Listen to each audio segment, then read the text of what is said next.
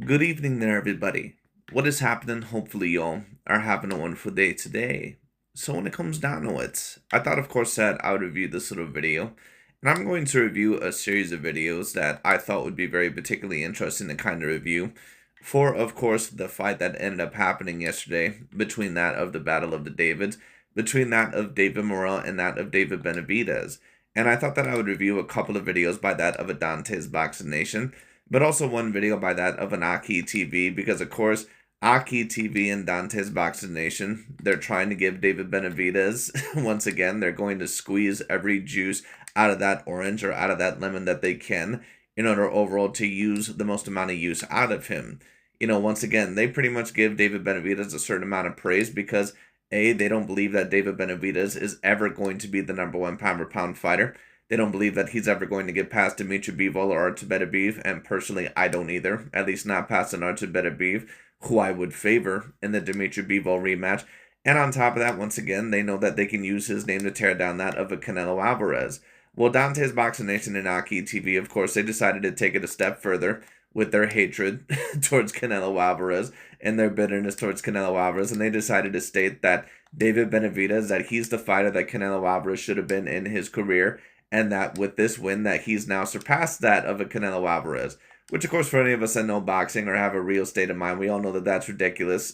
But once again, I just thought that it would be interesting to talk about. But the reason why I wanted to talk about this is because not only would this give me a chance to kind of analyze the fight a little bit further, but also analyze David Benavidez's career in comparison to that of a Canelo Alvarez's, and how far David Benavidez, in my personal view, can go for his career. Because it is going to be very interesting to see where he goes from here. Of course, there's talks about him potentially fighting the winner of the rematch between Beterbiev and Bivol. Just in my personal view, I don't think Benavidez beats either fighter, but I especially don't think that he beats an Artur Beterbiev, or at least an Artur Beterbiev that fights the right fight. But we'll see. But anyways, let's see what Dante's Boxing Nation has to say. Let's get into it. Dante's Boxing Nation, what's going on, guys?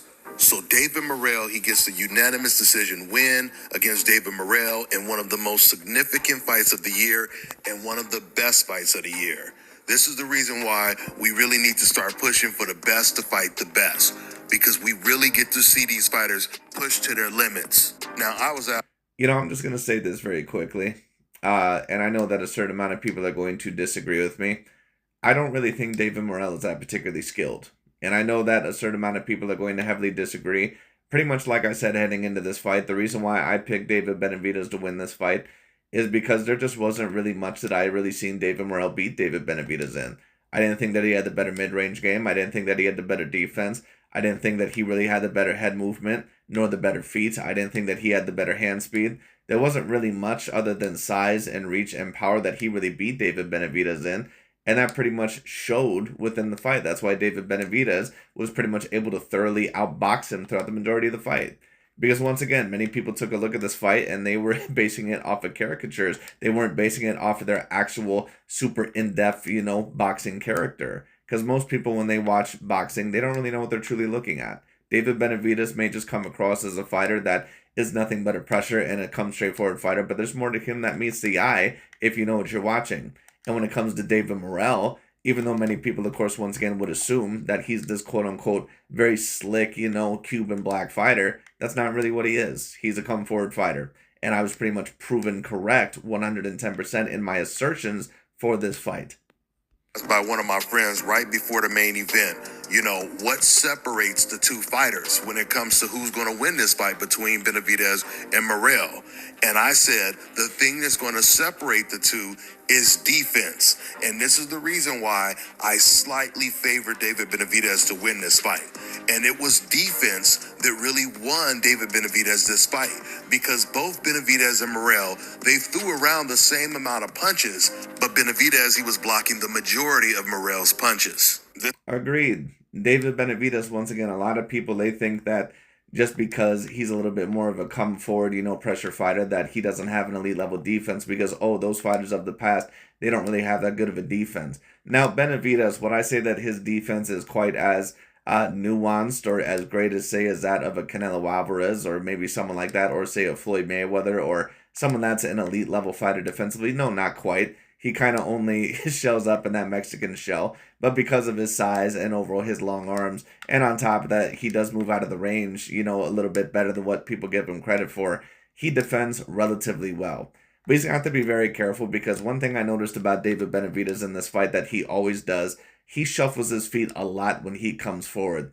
And he's going to have to be very careful with that, especially against guys like Better Beef, because when you shuffle your feet forward like that, you become more square. And when you become more square, you can possibly get knocked off balance, and it's going to have to cost you to reset and not throw certain punches, because you're going to be at a disadvantageous angle. So Benavidez's feet, although, at certain times they can look okay, they're still a little bit awkward. He's got to be very careful.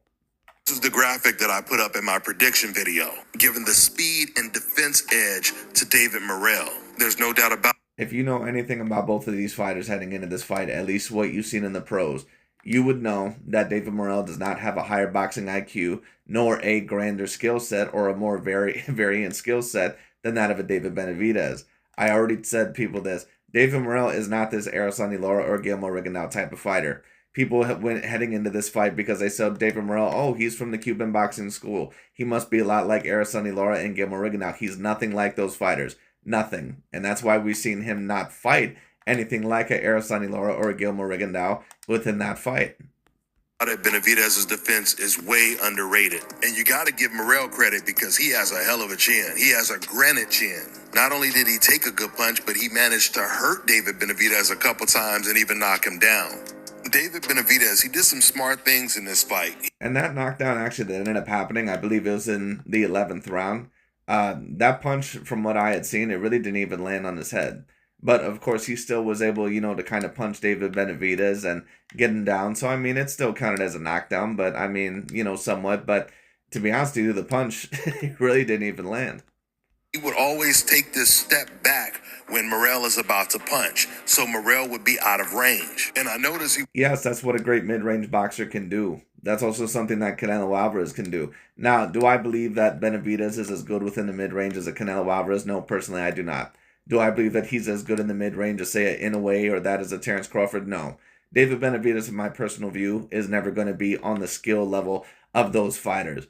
But one thing that I have to give David Benavidez a lot of credit for is that he knows somewhat of his limitations. He doesn't try to pretend to be a certain fighter that he's not. And sometimes that's better overall than trying to fight in a certain style that, may seem great on the surface, but just isn't your particular style. Sometimes, if you're a guy that is a breakdown fighter or, overall you can't do certain things, sometimes it's just best to do what you're best at. Now that's not me stating that it's not good to be nuanced or that it's not good overall to have a multitude of game plans. But David Benavidez knew somewhat of his limitations within this fight, and he knew what he was going to have to do. Was doing this in the Andre fight something that Brandon Figueroa did not realize in the Steve Von Fulton rematch. Was studying these fights leading up to this fight. So even though David Benavidez, he clearly won this fight hands down, it was a competitive fight, especially in the first. It was a competitive fight, but in my view, it wasn't really a competitive fight for the reasons that people are really alleging. It wasn't really a competitive fight because David Morrell was on par with David Benavidez in terms of the skill set, really nowhere near. It was really competitive because I was really surprised at just how exhausted David Benavidez really looked, for this weight class. I mean, don't get it twisted. David Benavidez, I didn't expect him to be someone that was the exact same as what he was at 168. Whenever you move to a different weight class and gain weight, you are going to have to, probably throw a bit less or, maybe not throw with as much and pace yourself better, because at the end of the day, gain weight is gain weight, and you are going to exhaust yourself a little bit more until you finally kind of build up into that weight class. But David Benavidez, I thought that maybe we would see about a 10% differential in terms of stamina. I seen about probably about a 30% impact in terms of stamina for this. I mean, it was huge. And certain people overall disagreed with me when I stated that. That probably was the biggest surprise to me within this fight. I was really surprised at David Benavidez. And once again, you're fighting a guy that is more similar in size to you and extraordinarily powerful more than any other opponent that you've ever fought. I don't think that David Morrell is an exceptionally skilled fighter. He's an exceptional athlete with some skills, so that makes him an A-grade level fighter. But, when it comes down to it, I was just a little bit surprised at how tired David Benavidez was even after the first 5 rounds. half. I think the fact that Morrell was missing so many of his punches, that kind of actually frustrated him. He kept going into the high guard looking for a knockout punch. And while he was... What did I say about David Morrell heading into this fight? He's a guy, once again, that people love to say that, oh, he needs to be the slick fighter in this fight and that, you know, he's going to be the slickster. He's not a slicker fighter. He's not a slickster fighter. David Morrell is a pressure fighter. He's a guy that likes to go in there with a high guard, try to break you down, and try to break you down incrementally over a fight. And he showed that he really did not have any ability or any great ability to fight on the back foot whatsoever. Doing that, David Benavidez was picking him apart with uppercuts, even with the jab.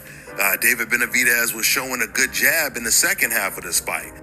Now, and I was hoping that there would not be any controversy when it comes to this fight, but there was a little bit, I guess, in the 11th round when Morrell, he caught David Benavidez with a hook right after the bell. Coincidentally, that was the same round that David Morrell knocked Benavidez down in, which gave him a 10-8 round. But then they took a point from him because he hit Benavidez after the bell. I mean, and there was one person in my comment section that stated that, oh, well, this fight actually would have been a draw had that, you know, round remained a 10-8 round. No, dude, I'm sorry.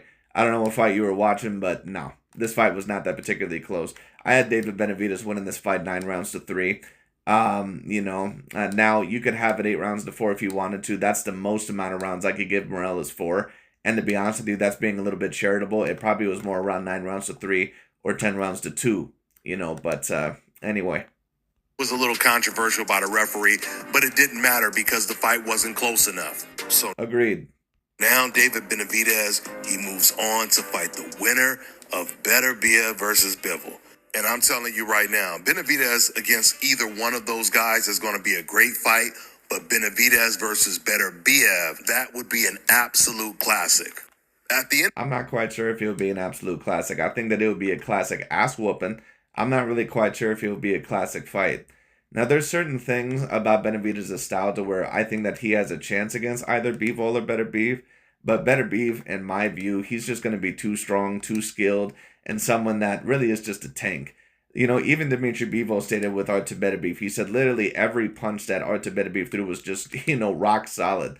Like, it was just, you know, it felt like a rock in there. Like, every punch that Beterbiev throws, it has impact. And David Benavidez, you know, he's very quick. Like, he's quicker than Artur Beterbiev, you know, and he's a guy that may have certain advantages over Beterbiev in certain ranges. But Beterbiev is also a very good boxer, and every punch that he throws has impact.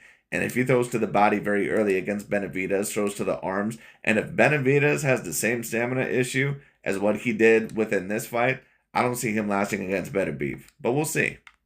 Of the day, I'm happy for David Benavidez that he no longer needs the Canelo Alvarez fight, and now he is more relevant than Canelo today. This is a bigger win. Well, that's debatable because Canelo Alvarez is still looked at as the main face of boxing, but what I will state is this. Canelo Alvarez definitely is starting to lose a little bit of relevance in boxing, and that's been happening now gradually for the past couple of years because Canelo Alvarez, his level of competition, in my view, has dipped off a little bit, and on top of that, I think people realize that he's just aging as a fighter.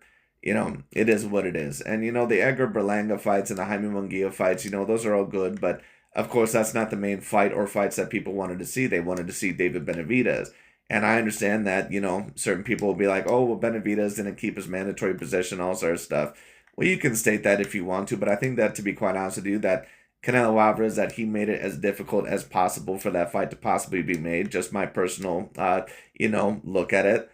Even though I have a great amount of respect for Canelo Alvarez as a fighter, it was very clear that he knew that David Benavidez was going to be hell for him.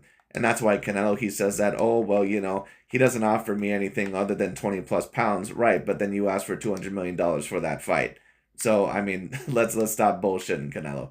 It is what it is. And listen, you know, I don't mind Canelo necessarily asking for that type of money, you know, especially because he's really at the tail end of his career. But at the end of the day, let's not play this game to where David Benavidez is just another guy and you're asking for $200 million. Like, come on. And then Canelo Alvarez has ever gotten in his entire career. Now, and I know when I say that, some Mexican fans are going to say, what are you talking about? Canelo, he beat Golovkin. But both of the Golovkin fights ended in controversy, where a lot of people... No, they didn't really end in controversy. The first fight was a little bit controversial, and the second fight was not controversial. Canelo Alvarez ended up winning the second fight, and deservedly so. The first fight was a fight that Gennady Golovkin, in my view, probably should have won. But if you did have it a draw, I would understand. But no, that fight really was not controversial. And that's why when Dante, they state all these things about, oh, Canelo, this win that Benavidez has over Morel, it's a more dominant victory over an A-grade fighter than what Canelo Alvarez ever had in his career. And I mean, I get the point that he's trying to make to a certain degree, but when have these ever really been the standards for certain fighters? Like, is Sugar Ray Leonard not within the top 20 fighters of all time because he didn't have as dominant of a win over Marvin Hagler and Tommy Hearns and some of his other counterparts as what a Roy Jones Jr. did or a Floyd Mayweather Jr. did? Like, no one ever says that. It's just stupid, But I mean, when it comes down to it, Canelo Alvarez, on average, has fought more skilled boxers than David Benavidez, at least when he fought his A-grade level fighters. It just is what it is. Now, David Benavidez did fight Caleb Plant and Andrade, who I think were, decent A-grade level talents. And I think that Morel also is an A-grade level talent. But I think that take away the athleticism of Morel, and I don't think that he really has an A-grade level skill set, just in my personal view. I think that he's an A-grade level fighter with his combined athleticism and also with his combined skills. Caleb Plant and Andrade, they're also decent level athletes, but they actually have a decent amount of boxing ability. David Morel, in my view, is not on the level of either a Caleb Plant nor an Andrade in terms of boxing ability. He's just not. Believe that Golovkin was robbed. David Benavidez, he clearly beat David Morel. And Canelo has... Yes, he did, but, and I'm going to mention it, but when we talk about David Benavidez's wins over his A-grade level fighters, he deserves a great amount of credit for those wins. Don't get it twisted. But it does have to be, put into context compared to Canelo Alvarez's victories in his career. Never beat an opponent as good as Morel decisively with no controversy. So whatever happens from this... Well, I'm not sure if I would really quite agree with that. I would say that Canelo Alvarez, that he beat guys like Miguel Cotto, who in my view, even at that point in time in his career, was probably more skilled and better than David Morel. Now, some may say that Cotto was not quite the threat because Cotto, first of all, was clearly smaller, and of course he was a bit older. So, I mean, you can clearly use that point. But Canelo Alvarez, in my view, once again, when you talk about the A-grade level wins in his career, Austin Trout, some people may debate that he's not quite the threat of a David Morel. This is just my personal view. He's definitely not the athlete of a David Morel, but in terms of boxing ability, he can do certain things that, in all honesty, I've not really seen David Morel be able to do. But, David Morel, because of his pure athletic, power and overall his ability in that range, he definitely, one could debate, is a bigger level threat than Austin Trout because of the level of athleticism and power that he brings to the table. But in terms of all-around skill set, is he as skilled as a Lara or a Plant or, even, in my view, a Danny Jacobs or a Gennady Golovkin? No, he's not as skilled as any of those fighters. Going on when it comes to David Benavidez's career, he has surpassed Canelo Alvarez. Not... And that's how you know Dante's Boxing Nation is Canelo Alvarez's, number one hater. Really number one fan behind closed doors. This dude overall, this dude is always talking about Canelo Alvarez in some sort of video, man. No, David Benavidez has not really surpassed Canelo Alvarez, really nowhere near. But, I mean, once again, Dante, he's been a hater of Canelo Alvarez for a very long time, so I don't expect anything less. Is by beating a great fighter like Morel, a fighter on that level. I don't think that David Morel is a great fighter. And I think that certain people, once again, they'll say that, I'm being a little bit too harsh in my analyzation. Like I said, everything that I stated in my fight prediction ended up coming to fruition. David Morel ended up proving me correct in every situation. He's nowhere near the fighter that David Benavidez is all around. He doesn't have the jab of a David Benavidez. He does not really fight exceptionally well within the mid-range or the long range. He really only fights very good pretty much when he's putting on the pressure or really up close. That pretty much is really the only range that he's very good at. And that's why certain people, they were like, well, why is David Morel coming forward against Benavidez? Because that's all David Morel knows. He doesn't know how to fight exceptionally well within the mid-range or on the back foot. He's not a Lara. He's not a Guillermo Rigondeaux. That's not who he is. I think that Morel is a very decent fighter. I think that it's an A- level win in my personal view. But, and certain people may say that that's a little bit, that's stripping a little bit of credit away from Benavidez. But just my personal view, I don't think that David Morel is anything above an A- level fighter. And I think that there's a reason why Demetrius Andrade and Caleb Plant in certain moments of the fight gave David Benavidez a tougher time than what David Morel did in some of those rounds. Now, David Morel, of course, was able to knock down David Benavidez, and of course, he won, of course, he was able to survive. But, keep in mind that Andrade and Plant, they were both smaller than David Benavidez. Demetrius Andrade was moving up in weights at that current moment in time, a weight class. He also had never really fought anybody ever elite in his career, and David Benavidez was really even too big for the 168-pound weight class. Now, he still deserves A grade level credit, but that's why I say we have to put it into context. Especially when we compare Canelo when he fought Golovkin, Danny Jacobs, Caleb Plant, certain guys like that, because Canelo was actually smaller than those guys. Impressive fashion. But the fact that David Benavidez is always willing to challenge himself, he always wants to fight the best. But the main reason I say this is because David Benavidez is what Canelo Alvarez was supposed to be. With that being said, I'm going to wrap this video up. Well, no, David Benavidez overall, he's doing his job at the current moment in time. But once again, Canelo Alvarez, let's just not completely erase all the accomplishments in his career overall, once again, of what he was able to do with Lara and Golovkin and some of those other guys. But we're going to talk about that as the video goes along, because Dante has another video that I want to review. Then we're going to move on to Aki TV. But let's move on to the next video. Let's see what Dante has to continue saying. Okay, so this is going to be the second part of this video. This is going to be, the Dante's continuation. Let's see what he has to say.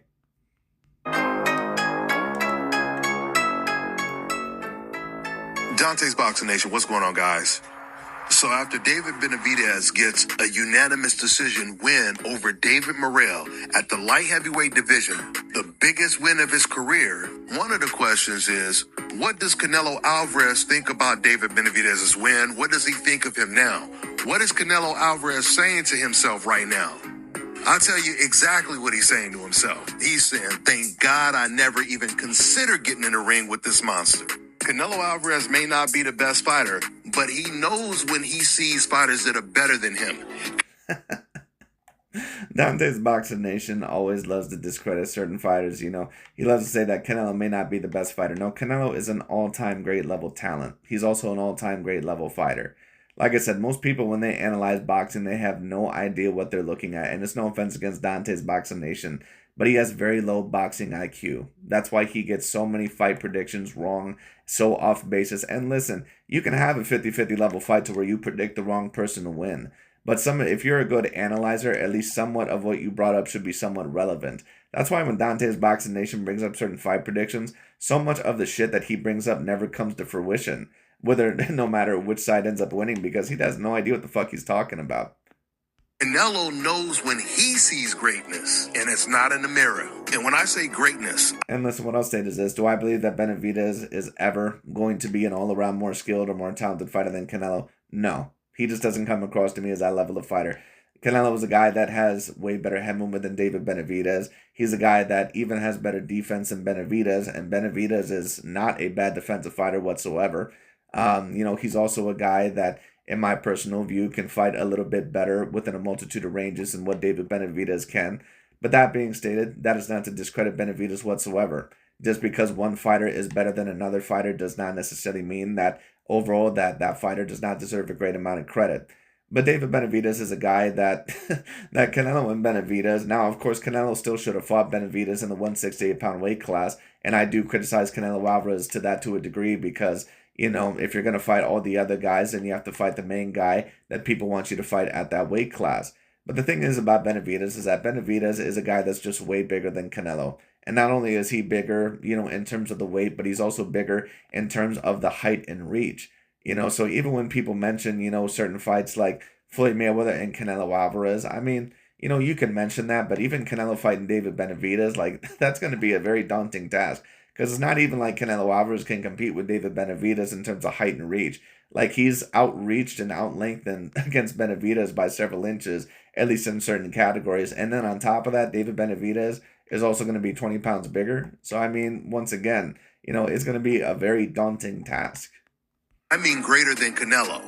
David Benavidez has already beaten someone in a much more decisive fashion than Canelo Alvarez has ever done in his entire career when it comes to an opponent on the level of a David Morrell.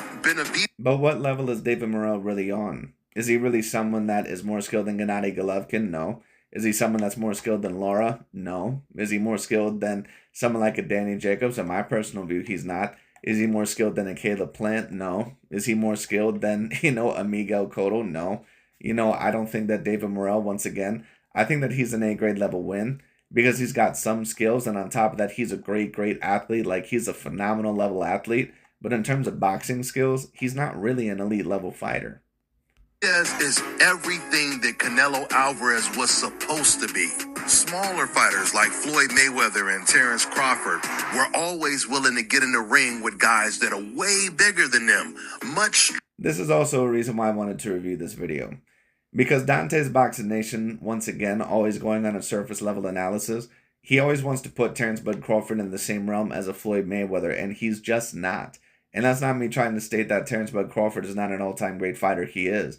But when Dante's Boxing Nation tries to correlate Terrence Bud Crawford's career with that of a Floyd Mayweather Jr., they're not even comparable. When you talk about the resume of a Mayweather, it's way better than that of a Terrence Bud Crawford. It's not even close. Say whatever you want to about Mayweather, but he's been able to beat fighters that were legitimately bigger than him when he fought them. When he fought Diego Corrales, even though Diego Corrales, in my view, has been a little bit more overrated in terms of his skill set throughout his career, Diego Corrales was legitimately bigger than Floyd. Like, he looked 1 to 2 weight classes bigger than him, and Floyd put on a boxing clinic.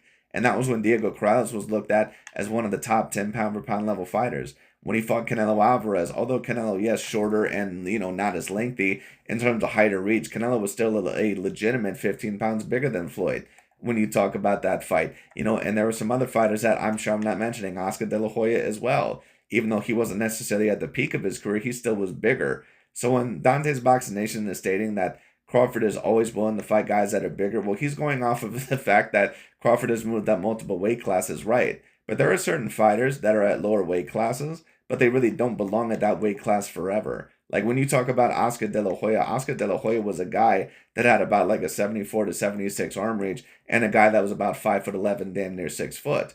But, people say, oh, well, De La Hoya was able to beat Chavez, and he was able to beat, Pernell Sweet Whitaker, right? But he was clearly bigger than those fighters, man. Like Chavez was a guy that belonged at 130 to 135 at the most, and Pernell Sweet Whitaker really belonged more at about 140 or 135 as well. But because of Pernell Sweet Whitaker's excellent, skill set and also his high-level boxing IQ, he was able to win belts, I believe, all the way from 135 all the way up to 154. So that's why I say when Oscar De La Hoya, when he beat Chavez and Pernell Sweet Whitaker, that's great. But Oscar De La Hoya beat them in literally every physical category. Like, at least Canelo Alvarez against Floyd didn't have the speed advantage in either the hands or the feet. And on top of that, Floyd was taller and lengthier than, Canelo Alvarez.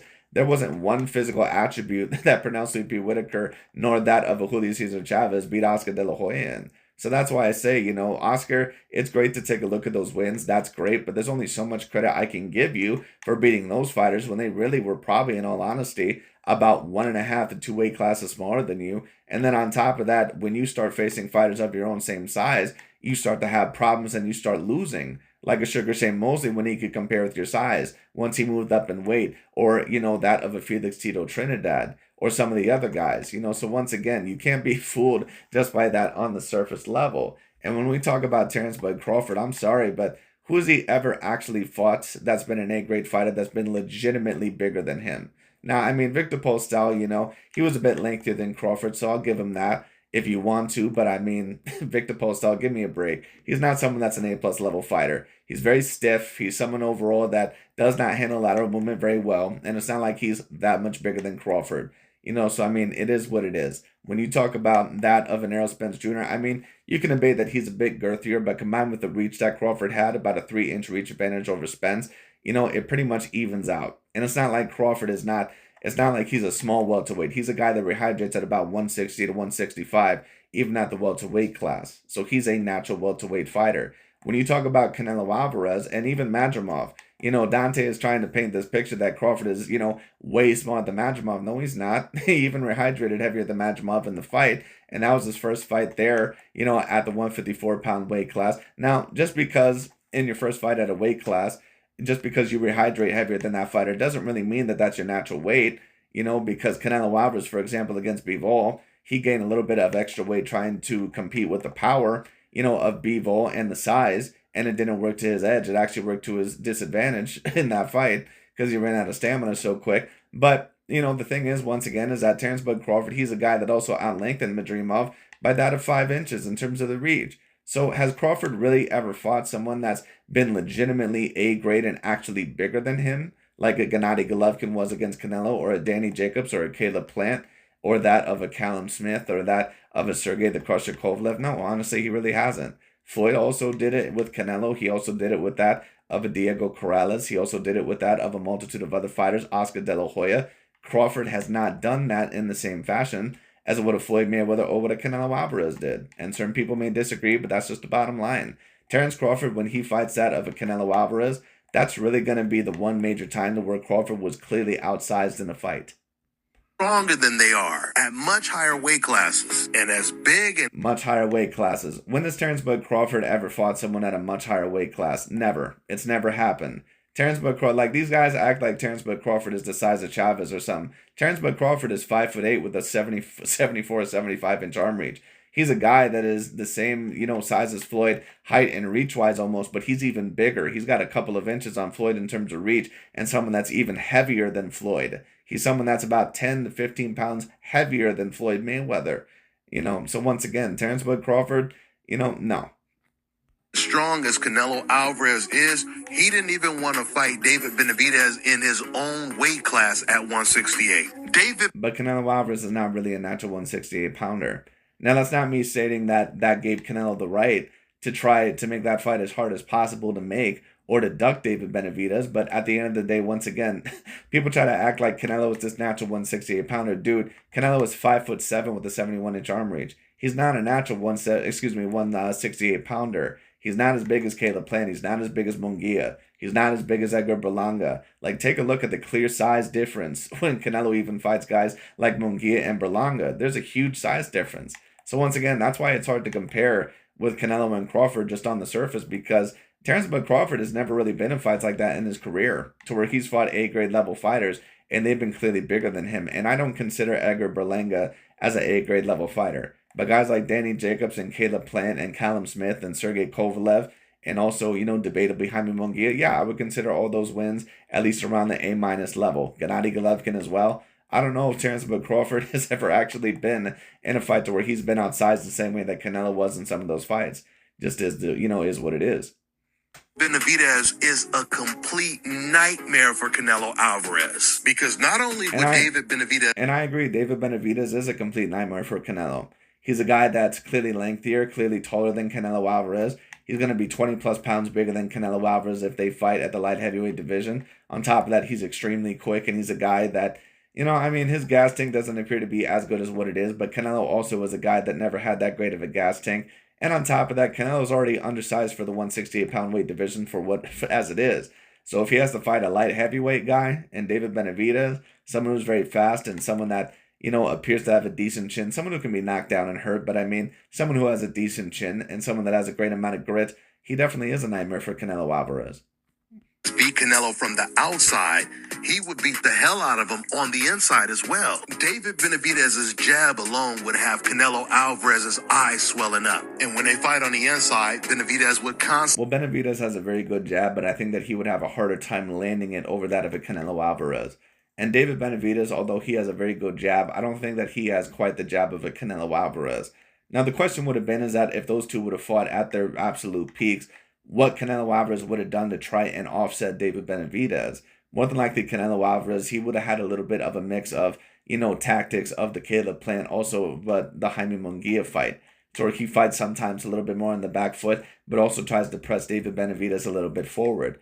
I think that, of course, that he would have moved in and outside of the range, or at least backed up trying to run David Benavidez in the shots and then kind of get out of the range and then at times try to bully Benavidez up against the ropes and trying to, punch David Benavidez to the body. But, anyways. Be backing Canelo up to the ropes, because remember, Canelo Alvarez, he only throws one hard punch at a time. He can't throw punches in bunches like David Benavidez can. And that's, once again, a very surface level analyzation from Dante's Boxing Nation. That's why, once again, he is not a very good boxing analyzer. That's why he gets so many of his fight predictions completely off basis. Canelo was not a guy that throws as many punches and bunches as a David Benavidez, but his offense is more varied than that of a David Benavidez. David Benavidez, he's an underrated boxer in my personal view, but Canelo Alvarez is an exceptional level boxer. I think David Benavidez is a very good boxer, and there's certain things that he does exceptionally well. But do I think that, at least in terms of the textbook, things of boxing, do I believe that he's the fighter of a Canelo? No. Throwing those punches and bunches with power and speed. Not to mention, he also has a great defense. It was very underrated. Canelo Alvarez has one of the better defenses that I've personally ever seen for a fighter. And that's why Canelo Alvarez, when you talk about his fights against Danny Jacobs or Caleb Plant and even Bivol, Canelo Alvarez really, for the size comparison, and on top of that, the fighter that Bivol is and the light heavyweight that he is, Canelo really should have got stopped within that fight. But Canelo, because he's great up against the ropes and because he has excellent defense, Canelo doesn't actually get hit as often within that fight as what you may think. When you take a look at certain combinations that Bivol throws, there's definitely moments where he hits Canelo Alvarez flush with certain combinations. But then there's also times where you notice that Canelo Alvarez, that he kind of rolls with the punches and that he uses his hands, he uses parries in order to keep Bivol's punches off of him. But, that was just, in my view, a step a little bit too far for Canelo. And if he would have, if he really planned to beat Bivol, he should have stayed at the same weight as what he was with Caleb Plant. Because gaining that weight was just a little bit too step far in my view to try to beat someone like a Bivol. Telling you guys, ever since the Andre fight, David has proven that when he steps up in competition, his defense is much better. In fact, he hardly... And notice how he didn't include Caleb Plant there. You know why? Because Canelo Alvarez beat Caleb Plant in a better fashion than what David Benavidez did. Once again, he tries to act like Caleb Plant is this weak European white boy. Oh, sorry, shit. No, Caleb Plant is a legit A-grade level fighter. He was a legit A-grade level fighter for that weight class. And he gave David Benavidez probably so far the toughest fight in his career, at least in terms of skill of skill. But it is what it is. Anyway. Even gets hit. The main reason I picked David Benavidez. Now, David Morrell, of course, maybe all around in certain areas gave Benavidez the toughest fight of his life, but David Benavidez obviously does not have the same level of stamina and is not the same level of fighter at this weight class. Caleb Plant was smaller than David Benavidez, and a guy that still overall was able to win about 4, maybe even debatably 5 rounds within that fight against David Benavidez. Morrell won about 3 rounds in my view within this fight, but was able to take advantage in certain situations because David Benavidez just ran out of stamina at certain times. As to win this fight, or clearly did not have the same level of stamina.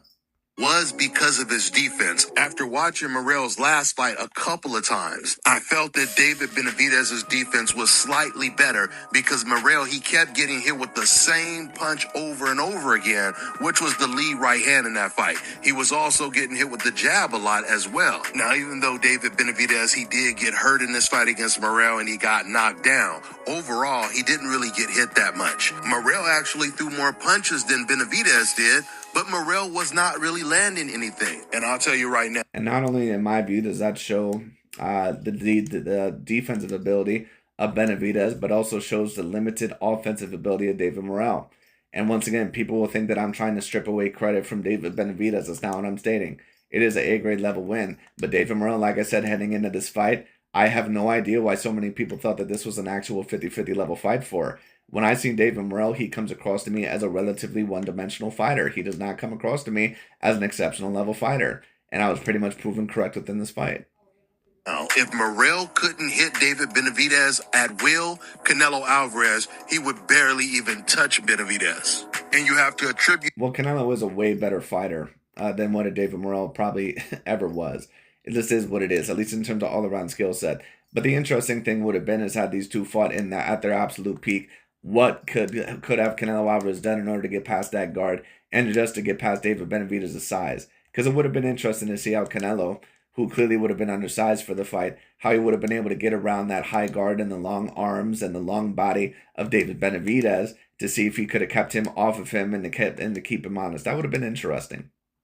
That to David Benavidez's defense. And everything that I'm telling you guys, Canelo Alvarez, he already knows. That's why he would never get in the ring with David. Canelo would never fight him because he's younger, he's bigger, he's stronger, which are all the things that Canelo Alvarez was to Floyd Mayweather and to Terrence Crawford. Just think about what that says about Floyd Mayweather, Terrence Crawford, as opposed to Canelo Alvarez. With that being said, I'm going to wrap this video up. That's all I got for now, guys. I'm on to the next one. But anyways, that pretty much is about it for this Dante's Boxing Nation part of the video. Now we're going to go on to Aki TV. Okay, so this is going to be Aki TV's video. Once again, kind of talking about the same situation, but let's get straight into it.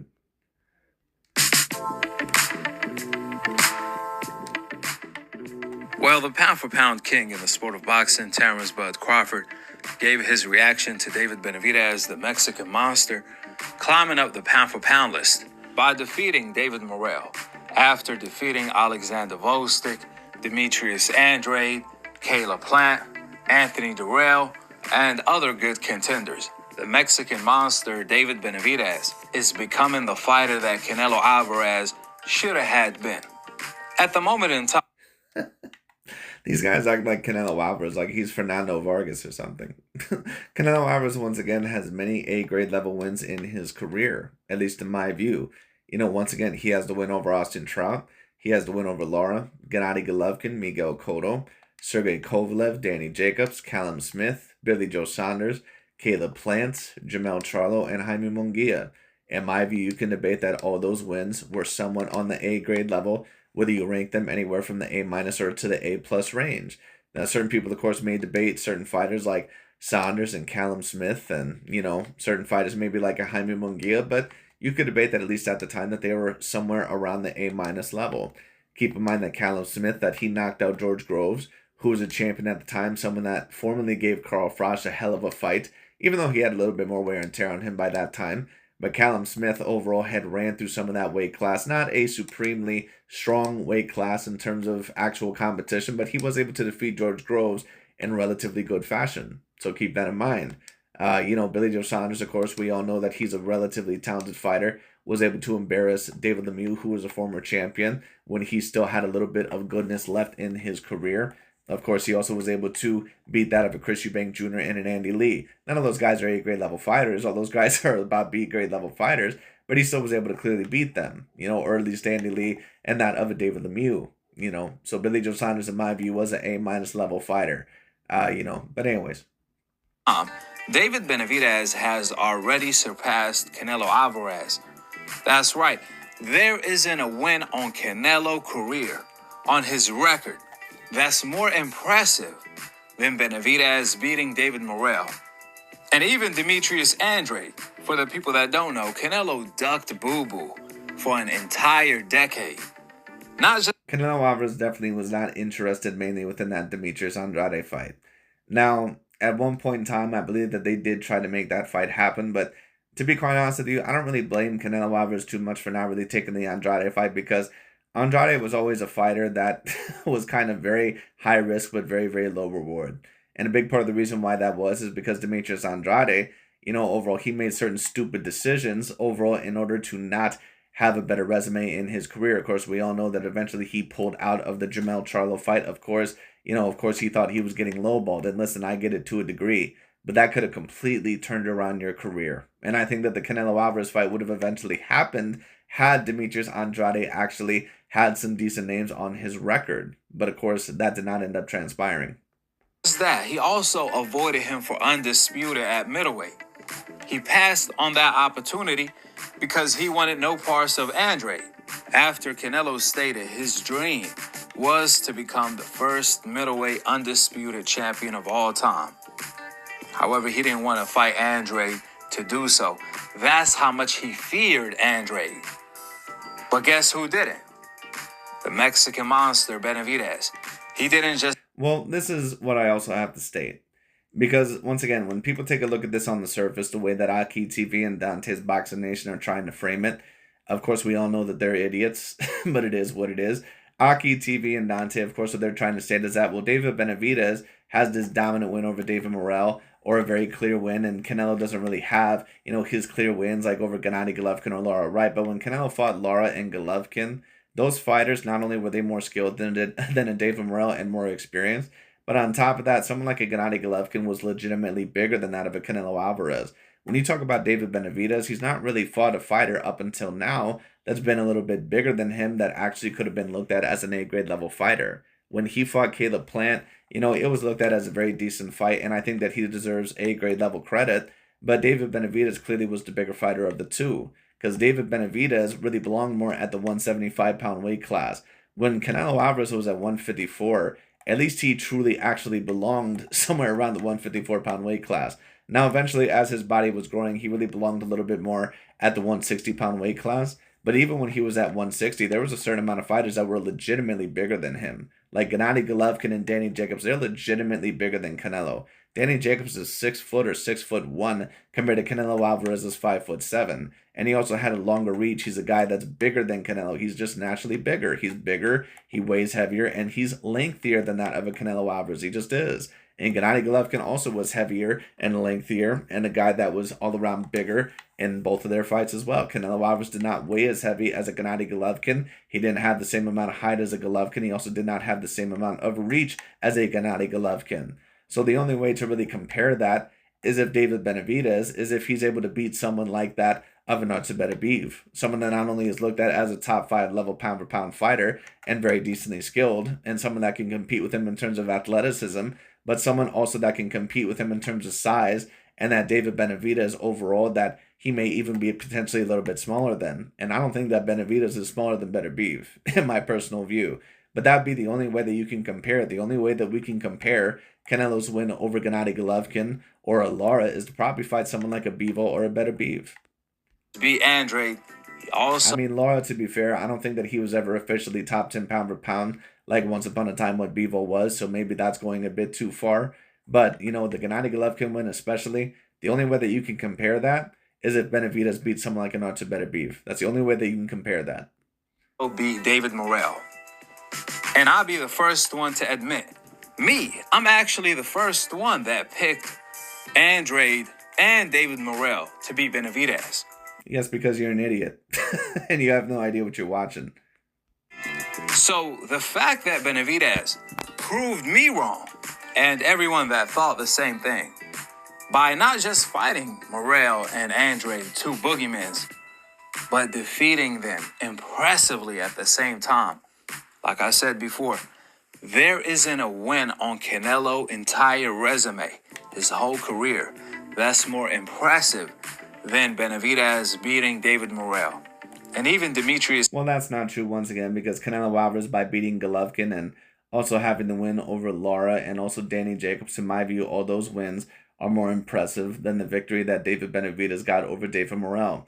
Someone that had 11 total fights had just recently become a champion because one of the unifiers or the unified guy of that weight class had to give it up because of sanctioning fees, or because, you know, he could not defend it at the time. They had to have an immediate rematch. You know, David Morrell, once again, he's a very dangerous fighter. Don't get it twisted. But is he someone that is an exceptionally skilled fighter? No. Andrade, same guy Canelo avoided. I challenge all of the Canelo Alvarez fans to name a win on Canelo Alvarez's career that's impressive as either the Morrell or the Andrade fight.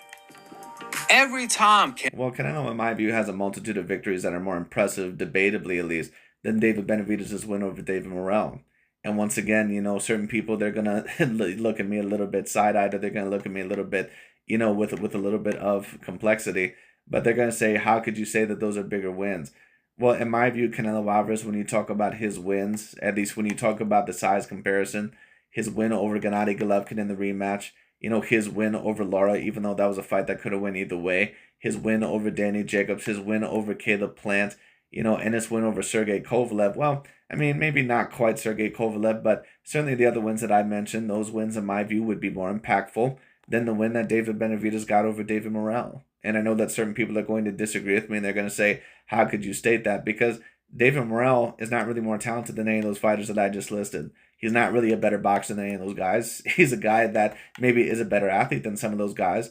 But all those guys that I mentioned were pretty decent athletes. And on top of that, they had a multitude of styles, or at least, you know, that all of them fought in a little bit of a different style. So Canelo Alvarez fought a multitude of styles. And all those guys had actual good boxing ability. Like when you take a look at Caleb Plant versus David Morrell in comparison, David Morrell's not the boxer that a Caleb Plant is. He's just not. He's also not the boxer that a Gennady Golovkin is. He's also not the boxer that a Danny Jacobs is, in my personal view. He's just not. Canelo stepped up in competition. He either lost, like he did to Floyd and Bivol, or people felt he lost.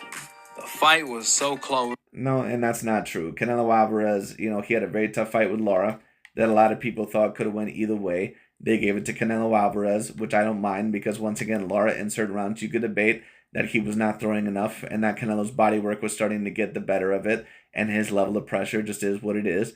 And then of course the first fight I do believe that Gennady won. But, of course, if you did score at 6-6, I could see it. And, of course, in the rematch, I thought Canelo Alvarez had just pulled out the fight. He just was more impactful as a fighter. It just is what it is. And, he's not, there are certain fighters overall that stated that. The Charlo brothers stated that. Andre S.O.G. Ward stated that. They stated that they thought Canelo had won the fight. That could have had went either way. And, of course, that's not even including his other A-grade wins over guys like Billy Joe Saunders, Caleb Plant, and Danny Jacobs, and guys like that. So Aki and Dante, of course, being the haters that they are, they're going to try to diminish Canelo Alvarez's resume at every turn. But the reason why they do this so much with Canelo is because they realize the threat that Canelo Alvarez is. The way it did with Triple G when Canelo tested positive for steroid and still ended up with a draw. Or against Lara, where a lot of people felt Lara won 8-4, and that fight was a clear robbery. That's why David Benavidez actually turned out to be the fighter Canelo Alvarez should have had been. It ain't none of that. I don't want to fight Mexicans. I don't want to fight my people. I don't want to fight the best black fighters. I don't want to fight. I'm going to have to review the Canelo Alvarez versus Araceli Lara fight one day because that was a tremendous fight. You could tell that Canelo Alvarez that he didn't know quite yet how to counter this style as well as what he would a little bit later on. And I'm not stating that this style still would not give Canelo Alvarez a little bit of problems, but there are certain things that you can tell within this fight that Canelo has definitely improved on over the years. Any good fighter that I feel could beat me. Benavidez wants all of the smoke. A lot of people felt it was dumb on Benavidez's behalf to fight Morrell. That was a huge gamble because, truth be told, Benavidez could have had avoided Morrell. He could have had ignored Andre, but he actually went after these guys. And well, that's great that he went after Demetrius Andrade and that he also went after David Morrell. But I'm not going to compare it to the same wins that Canelo Alvarez has over Gennady Golovkin or Danny Jacobs or guys like a Caleb Plant, at least for his particular stature. Now, of course, certain people may take a look at it on the surface and be like, oh, well, Morrell, he would beat a Caleb Plant or something like that. And he just might. But David Morrell is a guy that's clearly bigger than Caleb Plant. He's a guy, once again, that's way more powerful and a guy overall that, once again, is clearly bigger than Caleb Plant. Canelo is not a guy that is the same size as Caleb Plant. So that would be like if David Benavidez is beating a guy possibly at the cruiserweight or the heavyweight division that isn't necessarily an A+ level puncher, but someone that is a decent level boxer, and he's actually able to beat them. So that's how you would have to compare it because Canelo Alvarez is not a natural 168-pounder. He's just not. They didn't just fight them, but beat. And like I said, when he fought that of a Demetrius Bubo Andrade, that's a great win. But Andrade was coming up in weight for that fight. He had never really fought at the 168-pound weight class before, even though I don't give Andrade really that much of an excuse because he's a guy that, in my view, could fight at 168. And on top of that, he just tired out way, way, way too quick for that weight class, in my personal view. But Demetrius Andrade is not the same size as Benavidez. He's as lengthy and as, tall as Benavidez, but he also clearly is at least a weight class smaller than Benavidez. So that's why it's a little bit different. That was highly impressive. To see the same guys Canelo was running from, both Morrell and Demetrius Andrade. Canelo wanted no parts of them. He was ducking them. However, Benavidez, he saved the day like Superman. He put Mexico on the map.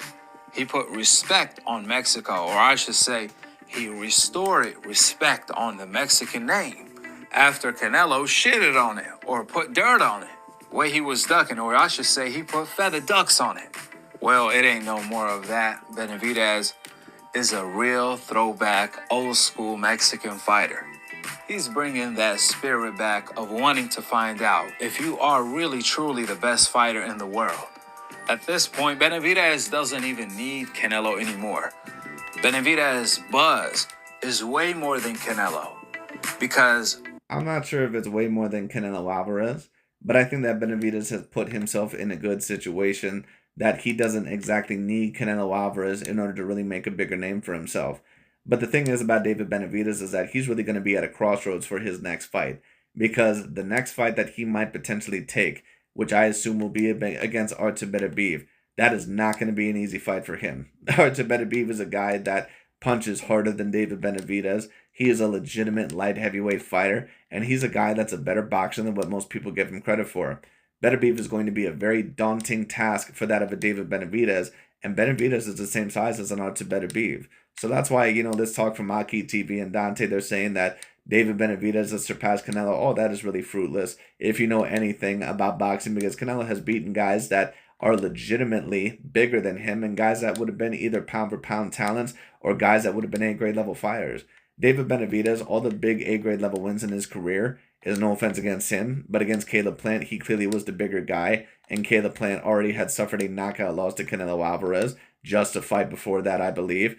And then when you talk about Demetrius Andrade, Andrade had never really been at that weight class before. He's an A-grade level fighter, but Benavidez clearly was the bigger guy. And then when you talk about David Morrell, Morrell was the same size, but he clearly is a guy that does not really have this level of experience that he needs. And on top of that, he's just limited as a fighter. Now, certain people may think that I'm trying to discredit Benavidez, and I'm not whatsoever. But in contrast to that of a Canelo Alvarez, it just doesn't compare, at least when you talk about career versus career. But Benavidez is a great fighter. There's no doubt about it. He is debatably top 10 pound for pound at the current moment in time. He's an exceptional level fighter at certain levels, no doubt about it.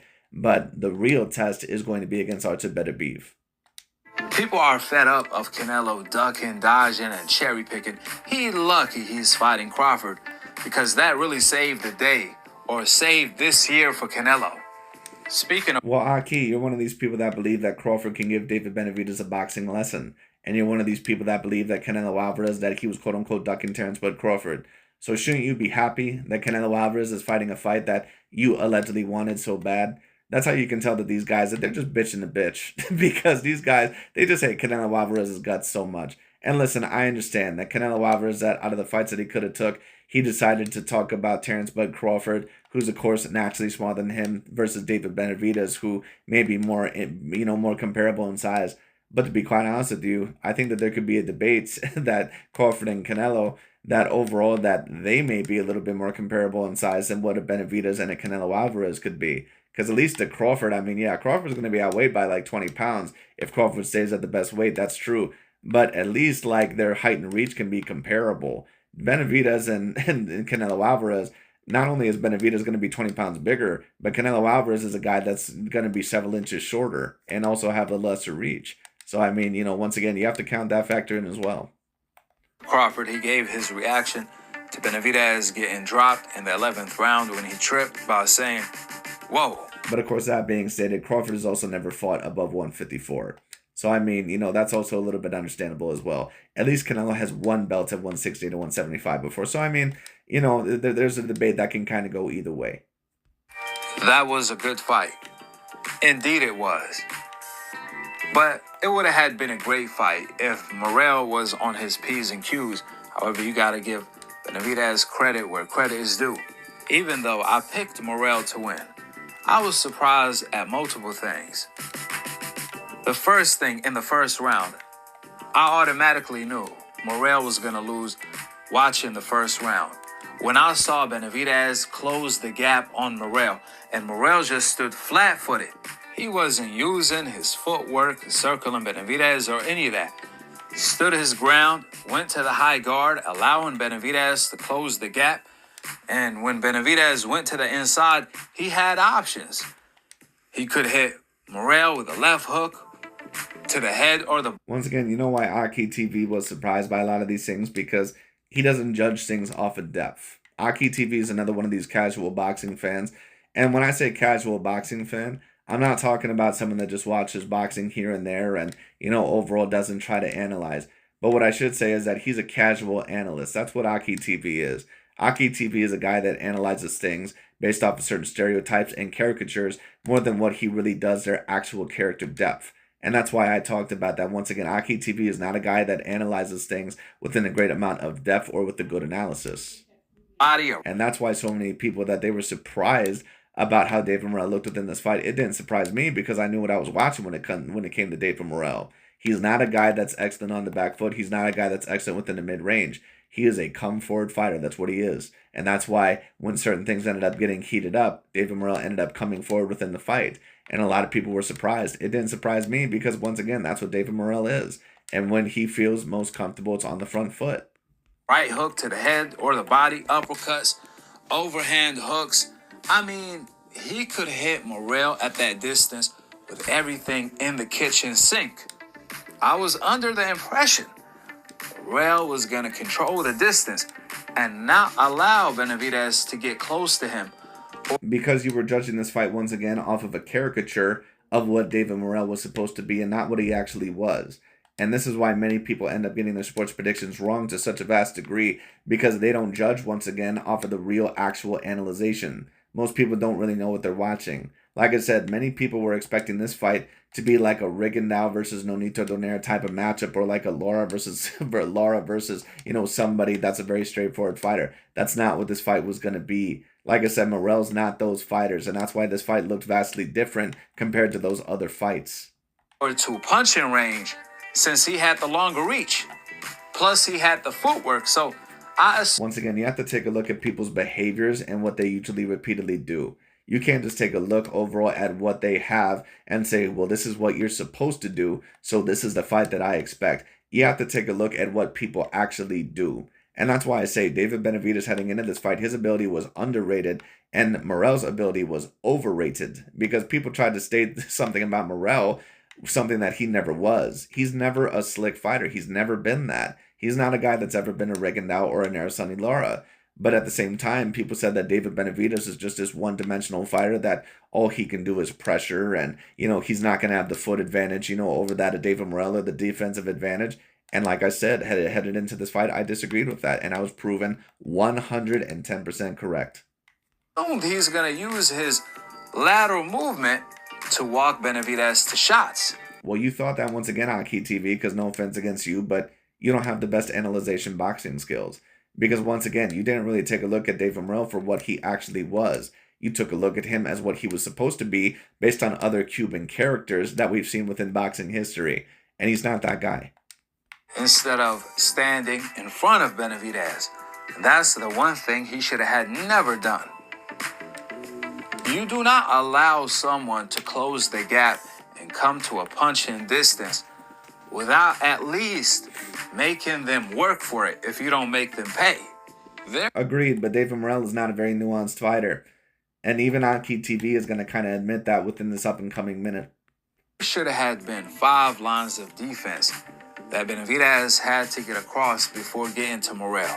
That should have been his footwork first, upper body movement second or third, hand control with his lead hand, fourthly, deflecting shots, and lastly... Agreed. And one of the things that someone's going to have to do over David Benavidez is that they're going to have to establish a great jab. A great jab is always the key in order to win a fight. David Morrell has a stabbing jab at times where he'll go to the body and go to the head, but he doesn't have a great lead hand. And I've explained this before. Certain great fighters, like a Canelo Alvarez and a Crawford and an Inoue and a Usyk, they just don't have a great jab. They have a great lead hand. Because the best of the best, they can take a look at one tool. Like certain people, they may take a look, for example, at a hammer, and they may say like, oh, this dude, like, this thing, it handles nails in, or it hammers nails in. I can use this in order to hammer nails in and to possibly build something. But what someone who's, more intelligent will look at it as and say, you know what? This hammer, it's a multi-purpose tool. I can use this thing to hammer nails in. I can use it to bend nails. I can also use it to pull out nails out of wood. I can use it maybe to do other things. Maybe also to screw in certain things because it has that tool purpose as well. I can use this for a multi-purpose tool. But certain people, once again, they take a look at the jab as maybe just a one-purpose tool, which is to get, a certain jab off or to set up certain shots. But David Benavidez, believe it or not, even though, once again, the stereotype would not, say that, David Benavidez has a better jab and a better lead hand than David Morrell. Blocking. You don't go straight to blocking with the high guard, allowing Benavidez to close the gap without doing all of that. And the moment I saw Morrell wasn't doing any of that and allowed Benavidez to close the gap, I automatically knew Benavidez was going to win the fight. Remember, it ain't like Morrell has shorter reach and he's the shorter fighter. For him to just stand there and allow Benavidez to close the gap on him. He's the one with more reach. He's the one that has longer arms. He's the one that's a little bit taller. He's supposed to be the boxer, the slick fighter. He's the one with the footwork, not... You notice that Aki TV says that he's supposed to be the slick fighter. He's the one with the footwork. David Morrell has never had great footwork. I've always told people this. Once again, people were judging this fight based off of what he was supposed to be and not what he actually was. That's why I say you have to take a look at things and analyze them in the correct way. Benavidez. Even then, Benavidez was the one who was stepping back, making Morrell miss. At that point, I thought Morrell was going to make the adjustment of feinting, making Benavidez... David Morrell, once again, does not have a great lead hand. He does not feint to an excellent degree. And I had seen this within a multitude of his fights against Agbeko and also against, Kalajic or whatever the hell that one Serbian fighter's name was. David Morrell is not an exceptionally skilled fighter. As step back for no reason to read his movement, and then after that, perhaps follow up with jabs the next time he does that, or with a 1-2, even if Morrell doesn't follow up with anything. At the very least, Benavidez is burning his energy, stepping back for no reason, and you got to read his movement. You got to read what he's going to do and how he's going to react to the jab or the feint. And you can set him up next time for something. So, seeing Morrell not make certain adjustments, and it was Benavidez that was making the adjustments. It was Benavidez with the better defense. It was Benavidez who was countering Morrell. That was impressive to see Benavidez do all that. But that also had something to do with what Morrell wasn't doing. Agreed. And then surprisingly, in the later rounds, that's when Morrell came on strong. He started letting his hands... He came on a bit stronger because Benavidez kind of allowed him to come on a bit stronger. It was very clear to me that Benavidez was starting to run out of gas, and he didn't want to run out of gas completely because he knew that David Morrell could actually punch. He knew that David Morrell was very limited in his ability, but, he knew that he could not, really waste all his energy against this guy because this guy had legitimate power. I have no doubt that David Benavidez, and even he said this himself, that David Morrell is clearly the hardest puncher that he's ever been in the ring with. David Morrell is a guy that, once again, he's not a super great multi-dimensional fighter, but combined with the skills that he does have, and on top of that, the A+ athleticism that he has, he's extraordinarily dangerous. So instead of waiting on Benavidez, he started leading and connecting more often. The main difference between when Morrell was leading and when Benavidez was leading is that Benavidez will set up his offense. He will blind... Agreed. David Morrell does not have the ability to set up his offense. But anyways. Morrell with the lead hand. At least not on the back foot or within the mid-range. Or the jab. However, Morrell wasn't doing that. He will just randomly throw a leading hook to the body and things of that sort. You can't do that at this level. You have to disguise your offense, and Morrell wasn't doing that. It was supposed to be Morrell winning the early rounds and Benavidez winning the later rounds. But it was the other way around. It was Benavidez winning majority of the entire fight, really. But in the early rounds especially, Benavidez basically was winning easily. Agreed. However, in the later rounds, that's when Morrell started having success. He showed heart. He showed that he has a warrior spirit. But he has to fight with more IQ. That's the main adjustment Morrell has to make moving forward. Morrell was able to take Benavidez shots well. But the problem he ran into is the main difference that separates Terrence Bud Crawford and David Morrell or Jaron Ennis. For example, you notice how when Aki TV mentioned every elite fighter that he mentioned, that he only mentioned guys like Crawford, Jaron Boots Ennis, and David Morrell, 3 black fighters. He didn't mention Usyk. He didn't mention, overall in a way whatsoever. Once again, it's very clear what these guys' motivations are. They're very racially motivated. Anyways. All of these fighters that I just named are hella gifted. They are hella athletic. They can do nearly anything in any sport almost. However, what separates them is the IQ, the coordination of their tech. Agreed. David Morrell is not a guy that is on the same level of IQ as a David Benavidez, and he's definitely not on the same level of an IQ as a Terrence Bud Crawford or a Canelo or a Usyk or an Inoue fighters that actually are excellent level IQ fighters.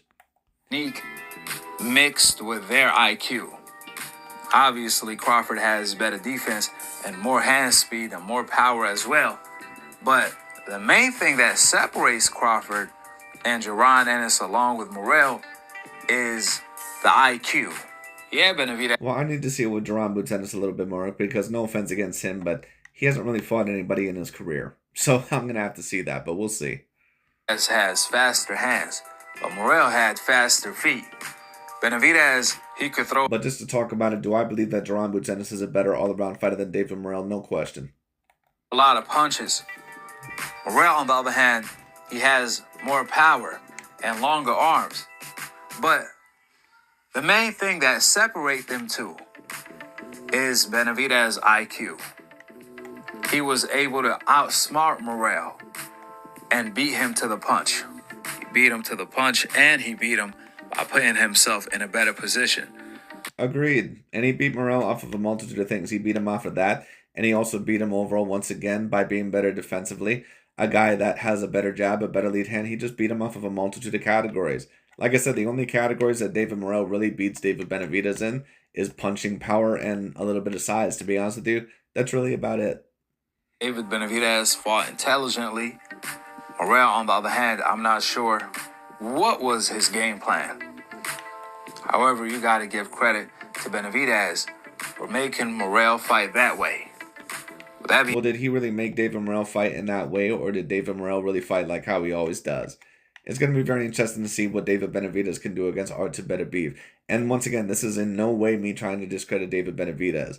But like I said, I was not super impressed with David Morrell heading into this fight. I think many people were heavily overrating him. And, pretty much I was ended up proven correct in that, stature. But anyway. Instead, go ahead and drop your thoughts in the comment section below. Subscribe below. But that pretty much is about it for this video. But I just thought that I would talk about that. But David Benavidez is doing a great job in his career so far. He definitely is getting up there in the ranks, and he could debatably be on the top 10 pound-for-pound list. Is he a guy that, of course, compares to Canelo Alvarez's career? No, he doesn't. But like I said, we're going to see. Because David Benavidez, that next fight against Beterbiev, that really is going to be the true indicator of how great he actually is. But we'll see what ends up happening. But anyways, that pretty much is about it for today for this video. Thank you all so much for watching, and we'll see where this goes. But just thought that I would review those videos by the #1 haters of Canelo Alvarez, Mr. Aki TV and Dante's Boxing Nation. But peace out for now. That's pretty much about it.